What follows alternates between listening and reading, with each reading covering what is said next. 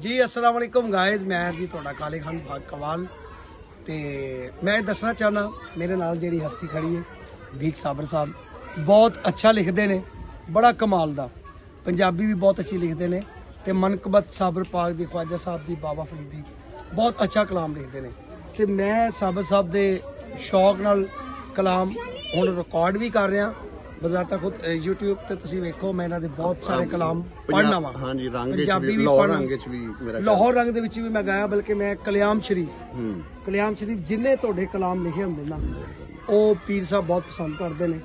पीर मौसम फकीर साहब ते राशिद साहब भी ते मैं कल्याम शरीफ कलाम ही तोड़े पढ़ना। साडा फखर हो तुसी, अल्लाह पाक तुहानू सामने रखे। हाँ क्योंकि पाकिस्तान इस टाइम जड़ा कोई ऐसा ना नहीं नजर आ रहा सुआ इन्हां तो बहुत अच्छा क्लासिकल भी, सोलो भी, फोक भी, कवाली भी ते हर सिनफ नू समझदे ने। तोड़े जेड़े कलाम ने जी अखियां दे विच हाड़ा आया खबरे क्यों नहीं आया, अखियां नू जगराते कड्ढने पै गए ने। यूट्यूब ते भी पिया, मैं बड़े बहुत पढ़ना कलाम भीख साहब दे, बल्कि मैं हुण स्पैशल जिन्हों नहीं कहते स्पैशल वो मैं रिकॉर्ड भी कर रहा इंशाल्लाह अनकरीब तुसीं यूट्यूब ते देखोगे। ते वैसे यूट्यूब भरिया पिया, मैं भीख साहब दे बहुत कलाम पढ़ना। बहुत शुक्रिया जनाब, थैंक यू जी।